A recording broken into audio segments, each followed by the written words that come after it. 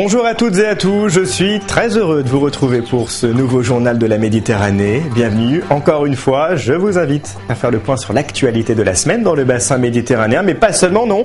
Nous ferons aussi de belles rencontres et nous prendrons le temps d'approfondir différentes problématiques souvent propres à la Méditerranée. Nous nous interrogerons notamment sur l'avenir de la Turquie, longtemps considérée comme un modèle de tolérance. Les cercles laïcs dénoncent aujourd'hui la radicalisation engagée par le gouvernement conservateur. Le voile fait ainsi son apparition à la télévision publique et au Parlement. Alors la société turque est-elle en pleine mutation ? Nous tenterons de répondre à cette délicate question. Nous rouvrirons également une page douloureuse de notre histoire, celle des fusillés pour l'exemple. Durant la Première Guerre mondiale en France, 2400 poilus ont été condamnés à mort et 600 fusillés pour maintenir les troupes en parfait état d'obéissance. Des proches de ces soldats se battent pour les réhabiliter. Une exposition leur est consacrée à Paris. Nous plongerons ensuite dans l'univers captivant du musée océanographique de Monaco. Un instant, nous nous éloignerons du tourbillon de l'actualité pour prendre le temps d'admirer des espèces rares, sublimes, dont seule la nature a le secret. Mais auparavant, revenons sur une rencontre très attendue cette semaine à Genève. Après une conférence sous tension à Montreux, le médiateur de l'ONU pour le conflit syrien, Lakhdar Brahimi, tente de rencontrer des représentants de Bachar al-Assad et des membres de l'opposition en exil. Objectif, tenter de trouver une issue au conflit sanglant qui secoue la Syrie depuis 3 ans maintenant, qui a fait 130 000 morts. Alors que les combats font rage, la question du sort de Bachar al-Assad reste le principal motif de désaccord. L'opposition posant comme principe son départ et la constitution d'un gouvernement transitoire où il ne jouerait pas de rôle. Le régime rejetant bien évidemment cette idée. Et pourtant, sur place, Bachar al-Assad est revenu en position de force. La situation militaire a en effet, vous allez le voir, complètement changé. Franck Genozo, Stéphane Guimau, reportage. Il y a encore quelques semaines, personne ou presque n'aurait osé s'aventurer en plein jour, en pleine rue, dans le quartier de Moazami. La garde nationale syrienne nous y accompagne. Les combats violents ont laissé des traces dans les maisons du quartier. Ils se sont fait exploser pour ne pas être pris. Des chars sont toujours discrètement positionnés dans le quartier. Les pièces d'artillerie restent prêtes à faire feu. Car les rebelles n'ont pas disparu. Ils se sont repliés au bout de cette avenue, à 3 km de là. Mais leur emprise s'est clairement relâchée. Les habitants sont donc revenus. Quelques commerces ont rouvert. Il n'y a plus de combat, plus de tirs. Alors on est revenu car on se sent davantage en sécurité. Le cœur de Damas a progressivement retrouvé un peu de sérénité. Une atmosphère qui tranche avec celle que nous avions vécue il y a 3 mois. Où chaque jour, une 50aine d'explosions venaient troubler le quotidien. Ce sont les bombardements intensifs du régime, comme ici en décembre, qui ont desserré l'étreinte des rebelles, mais aussi l'arrivée massive de combattants étrangers dans les rangs du régime, notamment ceux du Hezbollah, venus du Liban voisin. Dans le quartier fantôme de Sheba, c'est le cas de la brigade des gardiens nationalistes arabes. C'est la première fois qu'une équipe de télévision est autorisée à les filmer. Ils tiennent la ligne de front et sous bonne escorte nous conduisent dans leur quartier général. Le régime n'a jamais officiellement reconnu leur présence, mais il leur a fourni des armes. Ces hommes sont tous issus du monde arabe. Si nous ne montrons pas leur visage, c'est qu'ils risquent leur vie si leur pays d'origine apprend qu'ils sont ici. Ici, c'est notre Mirador. Ici, on a un Jordanien, un Syrien et un Tunisien. Leur chef est libanais, proche du Hezbollah. Les rebelles ne sont qu'à 40 mètres. Et les mitrailleuses crépitent au moindre mouvement suspect. Ils attendent Genève pour trouver des solutions. Ils sont en difficulté. Militairement, ils ont donné leur maximum et désormais, ils n'ont pas d'autre choix que de reculer. La guerre, bien sûr, est loin d'être finie, mais l'armée syrienne et ses alliés semblent aujourd'hui à nouveau en position de force dans les faubourgs de Damas, solidifiant un peu plus chaque jour l'assise de Bachar el-Assad. Et pendant ce temps, en France, un phénomène inquiète au plus haut point les autorités. Il s'agit de ces Français qui partent faire le djihad. Il y a quelques jours, 2 adolescents de 15 ans originaires de Toulouse ont annoncé qu'ils étaient partis combattre le régime syrien de Bachar el-Assad. Ils seraient à l'entraînement. Un autre jeune Français est mort au début du mois. Tous les pays occidentaux sont concernés. Vanessa Fils nous en dit plus. Selon les services secrets, 250 Français seraient sur le terrain en Syrie, armes à la main. Une centaine d'autres seraient en route. Parmi ces combattants, il y aurait une douzaine de mineurs et 21 personnes auraient déjà été tuées. Ces chiffres font froid dans le dos. Derrière chaque cas, il y a une famille désemparée, inquiète, comme ici les parents d'un mineur à Toulouse. Ça me rend malade. Surtout que la dernière fois qu'il m'a appelé, il m'a dit... Je le sentais qu'il effrayait, je le ressens, je sens, c'est une partie de moi. Que faire pour ramener ces jeunes à la raison, empêcher leur départ, l'endoctrinement? Les parents de deux tués au combat ont décidé de créer une association. Les buts de l'association, il reste cela. Il faut qu'ils soient immuables, quelle que soit la couleur de peau, quelle que soit la manière de penser idéologiquement des parents. Il faut qu'on poursuive les mêmes buts et qu'on raconte nos histoires et que ça puisse servir en fin de compte. C'est ça l'important. L'information contre l'endoctrinement, car c'est bien de cela qu'il s'agit, surtout en ce qui concerne les mineurs. Nous sommes allés voir les camarades de classe d'un des jeunes de 15 ans partis pour la Syrie. Il changeait au lycée, il n'avait pas des manières comme d'habitude. Il était toujours avec son téléphone, il était toujours en train d'attendre des amis à lui et qu'avant il n'attendait jamais des amis à lui. Depuis novembre, il n'écoutait plus de musique, il n'écoutait plus que des chants du Coran en fait. Donc voilà, c'était bizarre aussi. Que deviendront ces jeunes de retour en France alors qu'ils maîtriseront l'usage d'armes parfois lourdes ou d'explosifs? C'est ce qui inquiète la France et les autres gouvernements occidentaux. La Grande-Bretagne vient de prendre une solution radicale en destituant de leur nationalité les plus radicaux des djihadistes partis au combat. Mais qu'en pensent les principaux concernés, ces hommes partis pour des raisons qu'ils considèrent idéologiques? La chaîne britannique Sky News est allée à leur rencontre dernièrement sur le front aux portes de la Syrie. Ils ne se considèrent pas comme des terroristes. Faites-vous partie d'Al-Qaïda? Non, je ne fais pas et je ne ferai jamais partie d'Al-Qaïda. Je ne suis pas un terroriste. Et oui, ça m'énerve qu'on dise ça. Si les gens pouvaient voir quelle bonté, quelle compassion on a dans nos cœurs, et voir que notre seule motivation est d'aider les populations qui souffrent, ils ne nous appelleraient pas des terroristes. On estime à plusieurs centaines ces Occidentaux partis au front. Peu sont encore revenus, difficile donc de prévoir leur attitude quand ils seront de retour là où ils ont grandi, loin des combats. Et si ce phénomène inquiète en Europe, une autre forme de radicalisation préoccupe en Turquie. Son Premier ministre était invité à rendre des comptes cette semaine aux Européens sur le risque de dérive autoritaire de son régime. Tayyip Erdogan, que vous voyez derrière moi avec le président de la Commission européenne, José Manuel Barroso, est accusé de vouloir mettre au pas le système judiciaire turc en riposte à la mise en cause de son régime dans des affaires de corruption. Au pouvoir depuis 11 ans, son gouvernement conservateur est également soupçonné de vouloir islamiser la société. Le voile a ainsi fait son apparition à la télévision publique et au Parlement. Les cercles laïcs dénoncent les dérives d'un pays autrefois cité en exemple. Stéphanie Pérez, Marie Cazo. C'était début novembre. Des députés voilés sur les bancs du Parlement turc. Le foulard dans une institution publique, une première qui s'apparente à une mini-révolution. Il semble bien loin, le temps où cette parlementaire conservatrice était huée par ses confrères et expulsée de la salle. C'était en 1999. Le voile à l'Assemblée et aussi sur la télévision publique, la TRT. Depuis un mois, la présentatrice du journal du week-end porte un hijab noir strict. Pour cette autre journaliste qui présente elle aussi voilée sur une autre chaîne, c'est une victoire. Ceux qui défendent la laïcité doivent respecter toutes les couches de la société et les modes de croyance différents.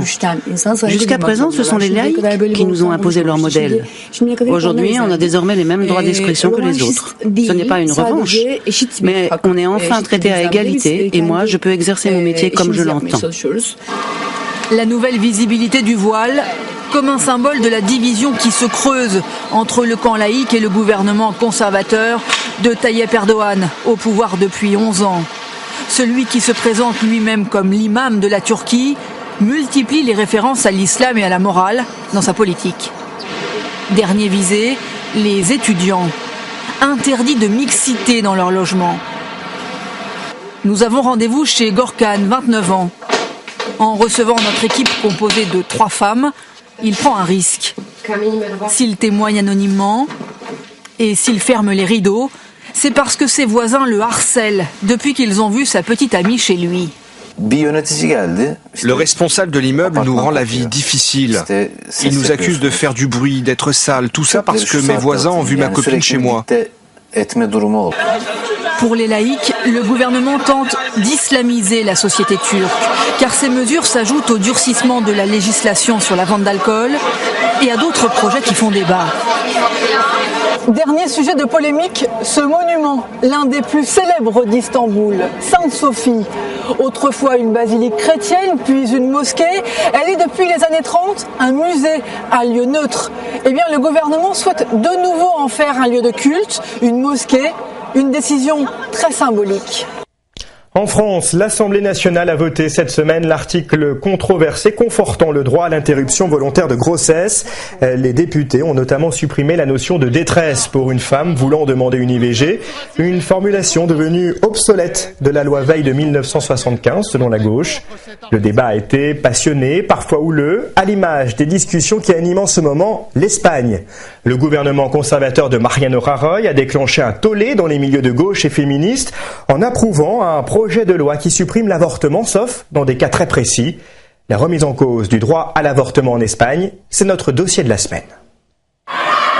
La scène se déroulait en octobre dernier au Parlement espagnol. Des militantes du groupe Femen étaient venues protester contre le projet de réforme de la loi sur la santé reproductive et l'avortement, en vigueur depuis 2010 en Espagne. Le ministre de la Justice, Alberto Ruiz Gallardón, a fait vœu de la rendre bientôt plus restrictive, dans un pays qui compte 120 000 avortements par an, la moyenne la plus élevée d'Europe. La loi en vigueur autorise l'avortement sans justification jusqu'à 14 semaines de grossesse et 22 semaines en cas de pathologie du fœtus ou s'il existe un risque pour la santé physique ou psychique de la mère. La majorité des interruptions volontaires de grossesse est pratiquée dans des cliniques privées comme celle-ci, dont les interventions sont remboursées par la sécurité sociale. Le projet de loi préconisé par le gouvernement conservateur pourrait n'autoriser l'avortement qu'en cas de viol ou risque grave pour la santé de la mère dans un délai de 14 semaines. Un retour en arrière qui indigne le directeur de la clinique d'Ator, première à avoir été accréditée en Espagne pour pratiquer des IVG. Pour la première fois depuis de nombreuses années, la femme sera de nouveau sous tutelle d'un médecin, d'un juge, en dehors totalement de ses convictions, de ses sentiments les plus intimes. C'est-à-dire que c'est une loi qui annihile totalement la volonté de la femme. Inévitablement, cela va générer deux réalités sociales différentes. La femme qui a des moyens économiques ira à l'étranger où elle aura une IVG avec toutes les garanties légales et sanitaires. La femme qui n'aura pas ces moyens est vouée à un avortement clandestin, sans garantie sanitaire ou légale. Si la légalisation a dissipé les tabous, la stigmatisation n'a pas tout à fait disparu. Dans cette autre clinique, une jeune fille de 15 ans et sa mère acceptent de nous parler à visage couvert. L'accord des parents ou du tuteur légal est nécessaire pour les mineurs de moins de 16 ans, mais rien ni personne ne pourrait faire revenir la jeune fille sur sa décision, nous dit-elle. Pour moi, c'est très clair. Parce que je suis trop jeune pour avoir un enfant. C'est pas toujours facile, mais pour moi, c'est pas non plus un problème. Pour moi, c'est très dur de voir ma fille avorter, mais je vois qu'elle a un âge où elle ne veut pas être mère, alors je la soutiens. Quelle que soit la décision qu'elle aurait prise, je l'aurais soutenue. La libre détermination des femmes à disposer de leur corps, mineurs comme majeurs, une notion irrecevable aux yeux de ce couple, membre du Forum pour la famille et parents de cet enfant. C'est une échographie d'un bébé qu'a perdu Esperanza. Il avait 2 mois et demi quand il est mort. On a expliqué aux enfants que c'était un bébé qui était un petit frère ou une petite sœur. On ne sait pas si c'était un garçon ou une fille, qui est au ciel, qui est avec Dieu. Et on le garde avec les photos des autres enfants. Pour Luis et son épouse, qu'il s'agisse de motifs économiques, sanitaires, psychiques ou de malformations fétales, rien ne peut justifier un avortement. La réforme proposée est insuffisante à leurs yeux. En Espagne, l'avortement doit être un délit, sans dépénalisation. La mère, il faut l'aider, toujours, dans tous les cas, et plus encore quand elle est enceinte. Parce qu'elles portent en elles un être humain. Et si réellement elles ne veulent pas, elles peuvent le donner en adoption. Mais vraiment, ça ne peut pas venir à l'esprit de tuer son enfant. Selon une récente étude, plus d'un quart des femmes qui avortent en Espagne le font pour des raisons économiques. Aider les femmes enceintes et les mères en difficulté, c'est la vocation de la fondation privée Madrina. Aide alimentaire, aide au logement ou à la recherche d'emploi sont proposées ici, ainsi qu'un système de marrainage pour les femmes enceintes. Ces jeunes femmes sont toutes mères d'un ou plusieurs enfants. Elles suivent ici des cours dans l'espoir d'entrer à l'université. La fondation leur a permis de sortir de la précarité qui, pour la plupart d'entre elles, ne justifie pas d'avorter. Mais les avis sont mitigés lorsqu'on invoque d'autres motifs. Moi, au début, je disais toujours, si je tombe enceinte jeune, j'avorterai. Parce qu'il y a un temps pour tout. Et je dois faire beaucoup de choses avant, comme par exemple étudier. Mais je ne sais pas, une fois enceinte, non, je l'ai senti et je n'ai pas pu avorter. Une chose pour laquelle je suis très en faveur de l'avortement, c'est si les gens ont un enfant avec des problèmes. Moi, on m'a fait des tests pour le syndrome de Down. C'était très clair pour moi que s'il y avait eu un problème, j'allais avorter. Et en cas de viol ? Alors là, non, je ne le garde pas. Si c'est d'une personne qui m'a fait du mal et que c'est une chose qui m'a fait souffrir, non, sans hésiter, je ne le garde pas. La question de l'accès à l'avortement ne fait en tout cas pas l'unanimité en Europe. Alors que les législations nationales varient, le Parlement européen vient, lui, de refuser de voter un rapport qui préconise de faire du droit à l'avortement un droit fondamental. Oui, et ce texte espagnol visant à limiter le droit à l'avortement avait été adopté fin décembre en Conseil des ministres. Il devrait arriver au Parlement dans 2 mois environ. Également à retenir dans l'actualité du bassin méditerranéen, en Égypte, plusieurs attentats ont secoué le pays cette semaine, 3 ans après la chute d'Hosni Moubarak. La date du procès de Mohamed Morsi, quant à lui, vient d'être fixée. Le président destitué par l'armée début juillet sera jugé le 16 février pour espionnage en vue de mener des actions terroristes. Retour en France pour faire le point sur les intempéries qui ont provoqué d'importants dégâts cette semaine dans le sud-est. Le Var a été particulièrement touché. L'heure est encore au nettoyage, mais aussi aux interrogations.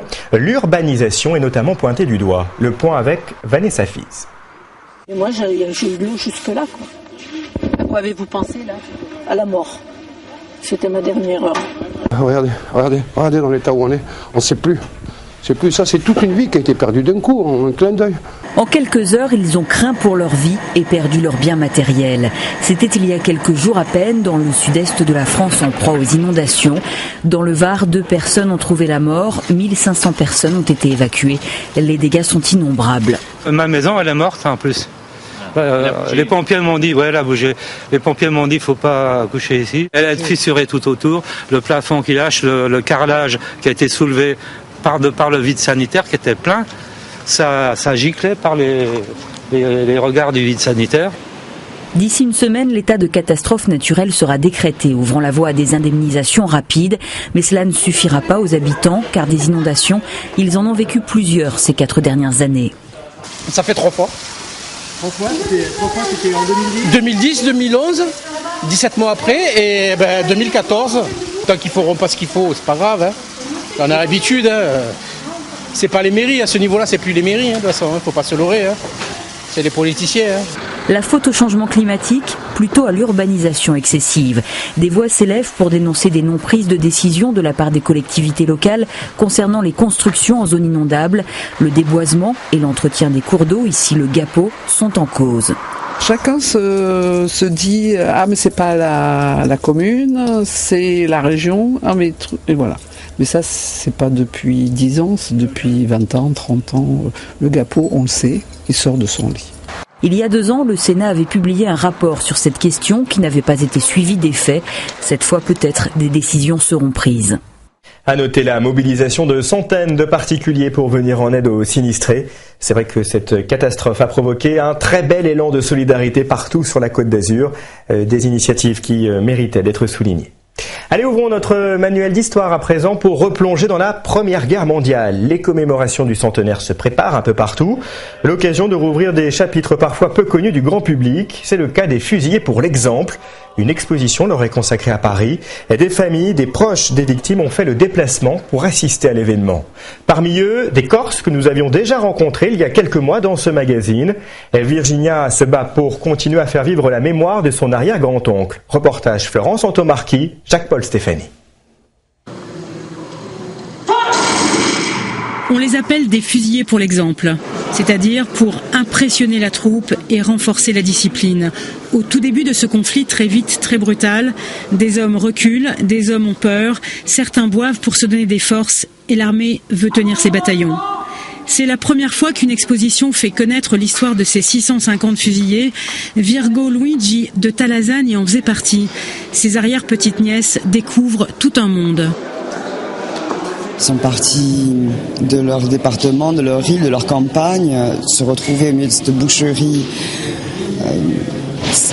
Je suis pleine d'émotions. En l'état des connaissances, la Corse compte 6 ou 8 fusillés pour l'exemple.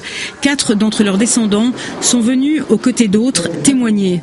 Tous racontent ce qui a été au sein des familles, parfois un secret, un mensonge et la souffrance de l'opprobre ressentie. La honte, je peux vous en parler, oui, la honte. Au village, personne ne disait rien. Le père de Sylvestre Marchetti, il s'est tué pour cela. Il n'a pas supporté que son fils soit fusillé et que l'on puisse penser qu'il était un lâche. Pour moi d'ailleurs, il s'agit plutôt d'un acte de résistance. Lâcheté, résistance, les mots comme les valeurs se transforment avec le temps. Mais depuis 1918, les familles se font entendre en France. Ces mémoires sont très différentes d'un pays belligérant à l'autre. En Italie, par exemple, il y a eu 2 fois plus de fusillés, 1200, mais plus personne ou presque ne s'y intéresse. Nous avons eu le fascisme, et donc dans les années 20, 30, 40, on ne parlait absolument pas de justice militaire. Les familles vivaient leur drame en privé. Après la Seconde Guerre mondiale, nous avons eu tellement de problèmes, le fascisme, la réconciliation, et maintenant, le temps est passé. Les familles n'ont pas maintenu le fil de la mémoire. Ici, au contraire, le débat fait rage. D'un côté, ceux pour qui ces soldats ont failli, de l'autre, ceux qui défendent une réhabilitation au cas par cas ou collective. Pour cet historien, grand spécialiste, il ne faut pas attendre que l'État tranche. Il ne faut pas faire de loi mémorielle, ça suffit. Il faut arrêter de parler au pouvoir politique. Pour elle, ça se paradera, quoi. Franchement, c'est un truc qui colle. Comment se sortir de cette emmerde de fusillés ? C'est ce qui arrive directement actuellement. Moi, je pense que la réhabilitation, c'est un problème de société. La mémoire, je répète, ça vient de la société. Il y a une société qui pense qu'il y a des choses qui ont été inéquitables. C'est douloureux directement là. La société doit s'en occuper de nos jours. C'est le sens des dernières décisions du président François Hollande. Pour les fusillés, une stèle au musée des armées et surtout la mise en ligne de tous les dossiers des conseils de guerre. La société aura de quoi se plonger dans une des pages difficiles de la justice militaire. Ce n'est pas la seule. Et si cette exposition est visible en ce moment à Paris, sachez qu'elle sera itinérante. Vous devriez donc pouvoir la voir très prochainement dans votre région. Allez, suivez-moi, loin du tourbillon quotidien de l'actualité, souvent lourde et douloureuse, pour découvrir une atmosphère à part, un autre univers captivant, empreint de calme et de sérénité, le monde sous-marin. Monaco abrite un musée océanographique à la renommée internationale. Ici, les plus belles espèces sont chouchoutées pour être présentées au grand public. Des hommes et des femmes se relaient pour faire vivre ce lieu unique. Dans les coulisses du musée océanographique de Monaco, c'est le grand angle de ce magazine.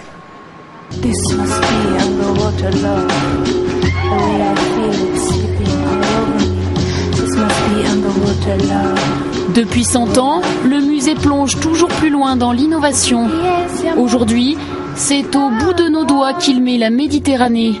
Grâce à un partenariat avec Google, il propose une vision en 3 dimensions des eaux monégasques. Une nouvelle manière de s'immerger dans la Grande Bleue, tout en gardant les pieds sur terre. 8h du matin. En cuisine, on s'active déjà à préparer les plateaux repas des pensionnaires.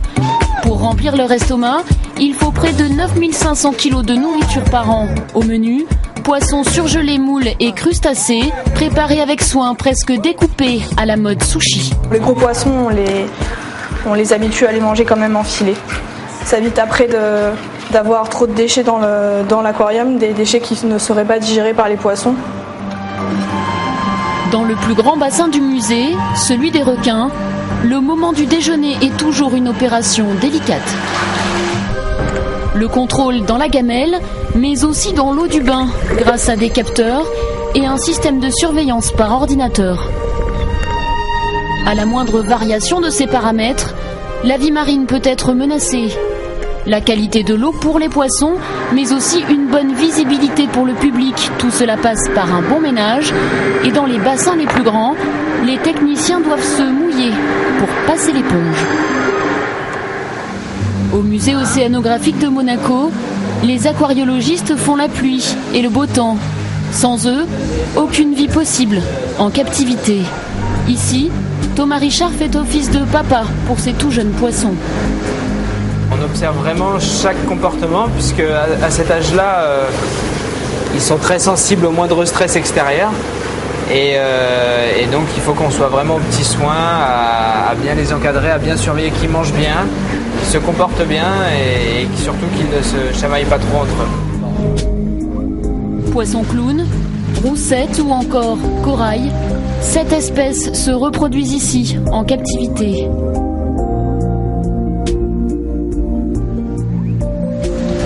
Un animal qui se reproduit, c'est un animal qui est bien. Donc c'est le principal but pour nous, c'est que l'animal soit bien. Donc s'il se reproduit, s'il mange bien, s'il a des comportements qui sont le plus proches du milieu naturel, pour nous c'est une réussite. La réussite se trouve aussi dans la préservation des espèces comme ces apogons des îles Banggai. Star des aquariums, ce poisson est victime de son succès. Il a presque disparu de son milieu naturel. Voilà de magnifiques images signées de notre équipe d'Antibes. Non loin de là, à Nice, un architecte est parvenu à reconstruire le casino de la Jetée-Promenade détruit pendant la guerre par les Allemands. Toutefois, l'édifice Belle Époque a bien refait son apparition, mais virtuellement pour le moment. Un travail long et fastidieux pour un résultat, vous allez le voir, très convaincant. Elle est de maman, Jean-Marc Sarrat. On ne l'avait pas vu ainsi depuis 1944, la promenade des Anglais et sa célèbre jetée. L'édifice avait été détruit sur ordre des Allemands pour récupérer son fer et son cuivre. Depuis, les projets de reconstruction se sont succédés, se butant tous à la loi littorale. Le seul moyen de faire revivre ce monument de la Belle Époque était donc virtuel, mais cela n'a pas été simple. J'ai commencé à faire des recherches. Donc dans toutes les brocantes de Nice, des alentours, j'ai trouvé pas mal de photos, mais aucun plan d'architecte. Là, je me suis dit, tant pis, ce sera le challenge, on va faire le casino jeté en 3D, sans plan. Par chance, Mario Basso est architecte. Il a réussi à retrouver les véritables proportions du casino de la Jetée-Promenade à partir de la hauteur des marches, 17 cm et demi à l'époque. 5000 heures de travail plus tard, la jetée revit. Et on se croirait presque revenu au temps des hivernants, ces riches Anglais qui séjournaient de longs mois sur la Côte d'Azur pour son climat et ses casinos. La Jetée-Promenade, construite pour eux, est un chef-d'œuvre artistique. C'est un mélange de plusieurs styles en fait. Quand j'ai commencé à travailler dessus, je me suis rendu compte qu'il y avait à la fois du mauresque, du byzantin, il y a du Belle Époque, il y a un peu d'art déco aussi, il y a de l'antique, c'est vraiment un mélange de tous les styles. C'est un édifice qui est, on va dire, inclassable. Aujourd'hui, il ne reste presque rien de ce joyeux passé. En faisant renaître le célèbre édifice, Mario Basso a ravivé les désirs de certains Niçois. En une semaine à peine, son blog a été visité par plus de 11 000 personnes et l'une d'entre elles a même affirmé qu'elle voterait pour le candidat au municipal qui reconstruira la regrettée jetée. Voilà, et là on admire un point de vue de Nice pour le moins inattendu. Merci de votre fidélité. Prochain voyage sur les rives de la Méditerranée la semaine prochaine, à la même heure. Très bon week-end.